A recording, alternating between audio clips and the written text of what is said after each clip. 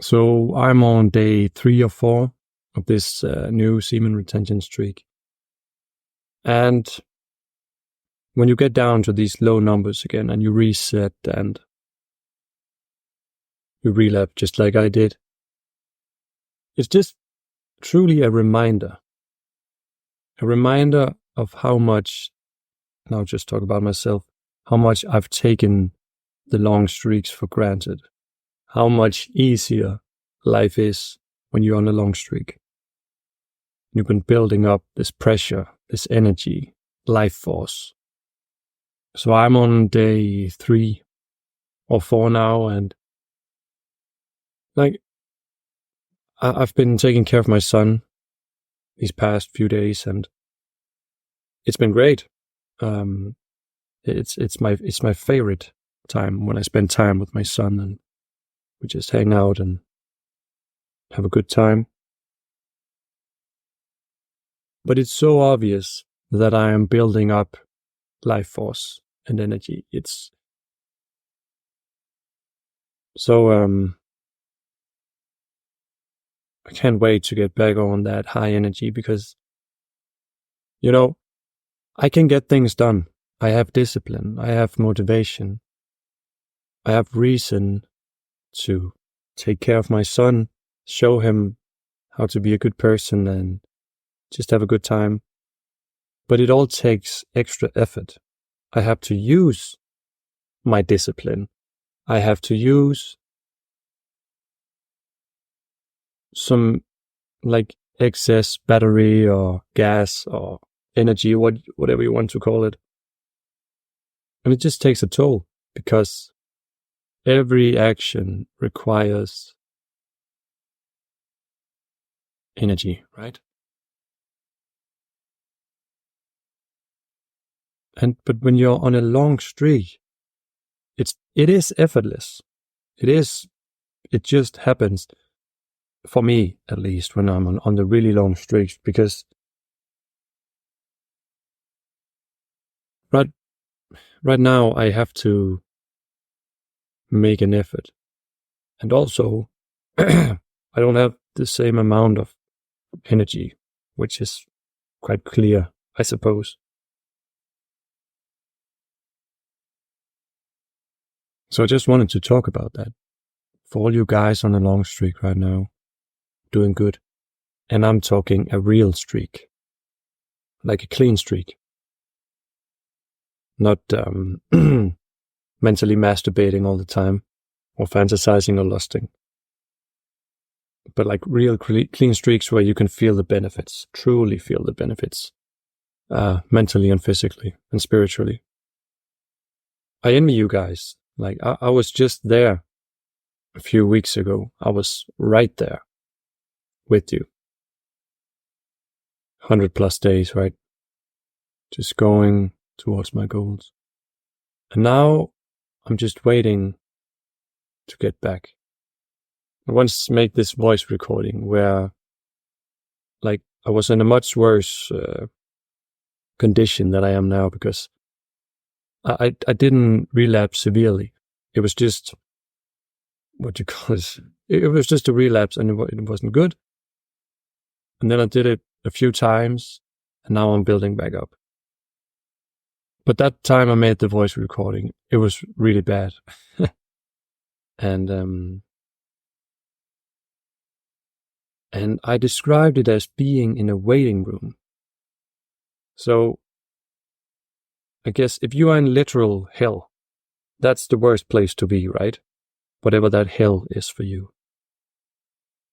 But I think when you move past that point, that chapter, or that phase, you get into this waiting room.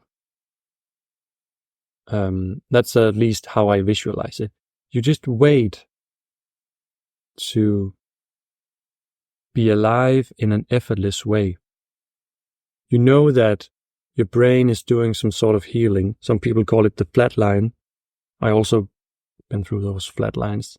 You're just waiting for your brain and your heart, your mind, your soul to reboot and be energized.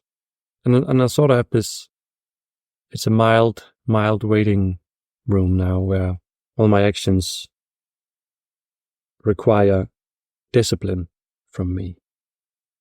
And it's so crazy to be in this spot that I sabotaged myself to be here again because my addiction got the better of me. But there's no shame or guilt. There's only observation. Because apparently I had to relapse once again to see the pattern of me talking myself into relapsing again. Even though that wasn't what I wanted to do. I wanted to achieve 1 year, and I was almost halfway. But again, I think there's a reason for all of this. And one of the reasons is that I have to sit in this waiting room again, and truly acknowledge how awesome it is to be on a long streak, all my actions being effortless, lots of mental energy, lots of physical energy. It's just crazy to sit here again.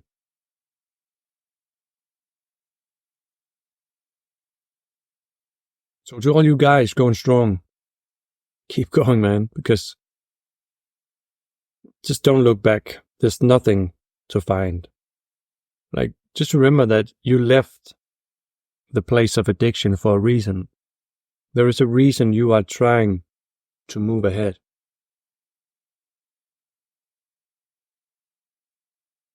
And this journey is tough. It really is. Because you don't get instant gratification. And I think sometimes when the journey gets very, very difficult, we just want a little piece of that immediate instant gratification. We just want just a little taste. And that little taste will destroy like everything almost. Because what I found is that you can't open that door just a little bit. You can't even look at the door. You should cover that door of instant gratification addiction. You should cover it completely and never look at it. And because you know, and I know, it's not worth it. It's never gonna give us up. No, it's never gonna give us the thing that we are actually after, which is a noble life, a life worth living, a life of joy. And what you find when you stumble and you watch some porn, you masturbate, is that will give you great pleasure in the duration of time that you are doing it.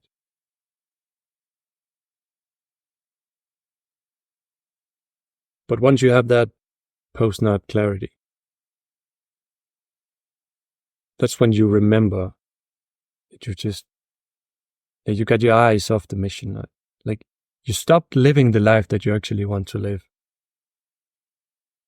And like, we all fall in this trap.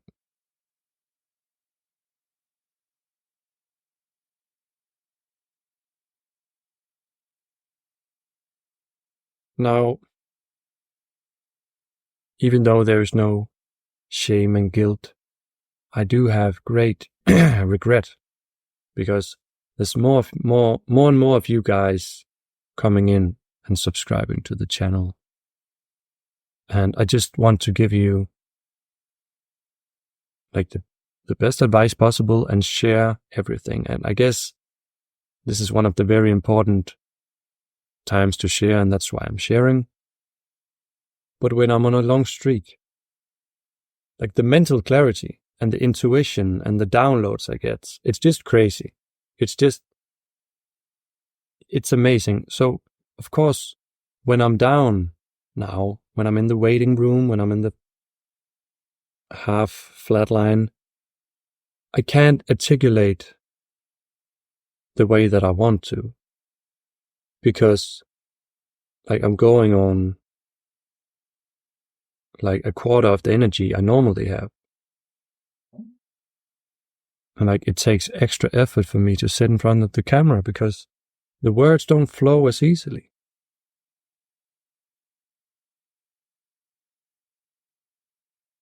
But it's just a misstep. I know that. What I'm trying to say is just watch what happens next, because I've fallen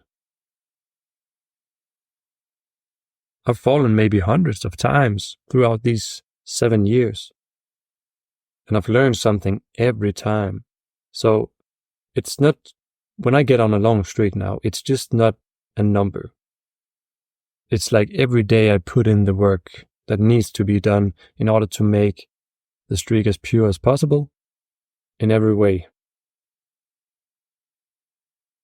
And when you do that sort of work, when you truly go for a pure streak,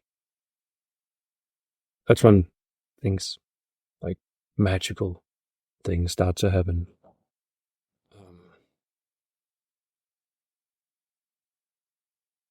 So yeah, trying to be patient, trying to put in the work, trying to battle the chaser effect while I'm waiting for the semen retention train to catch steam again, or what do you call it? I'm focusing on my diet, doing the good habits, and also I'll be starting a new education in a few weeks' time. Yeah, I hope all you guys are doing great. It's awesome that you just keep pouring in. I love to see it. And again, I'm just sharing my ups and downs and trying to find,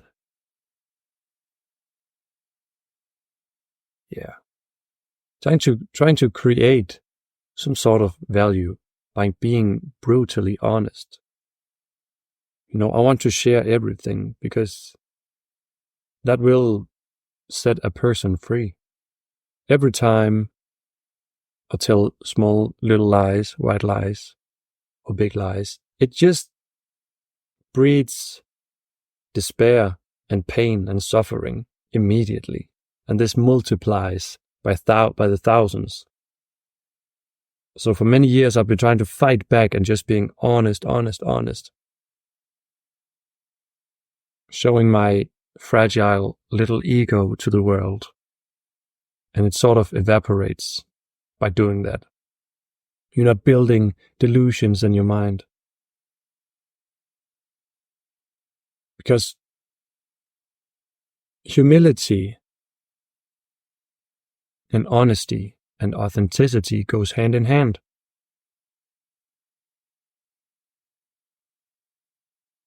When you break things down to the bones, to the foundational point, you have to be,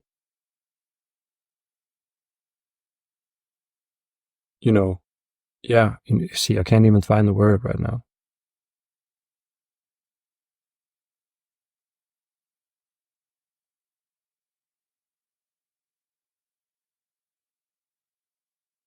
You have to be vulnerable. Yeah. What I'm trying to say is that you just need to be honest with yourself. And if I'm not being honest with myself, then the delusions start to arise, and then I start to self-sabotage. So it's a really good practice, like sitting in front of the camera. And I know hundreds of people will see me. And we all have this intuition. Some have a very sensitive intuition, and some have a more gross intuition. Like we can sense on a deep level, like where a person is. If we are insecure about ourselves, or we are calm and collected and we have confidence, like you can see it like by the first second or 2 seconds you hear me speak. or just look at me. And I, the same to you. Like, we can tell immediately if a person is trying to like trick us or tell us lies. Now, this is also a muscle that you can train. But my point is, I know that I have to tell the truth. I know I have to be authentic. Not only for you guys, but also for myself.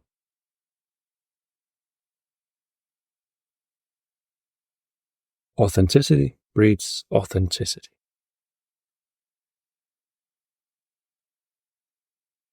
Which leads you in the right direction.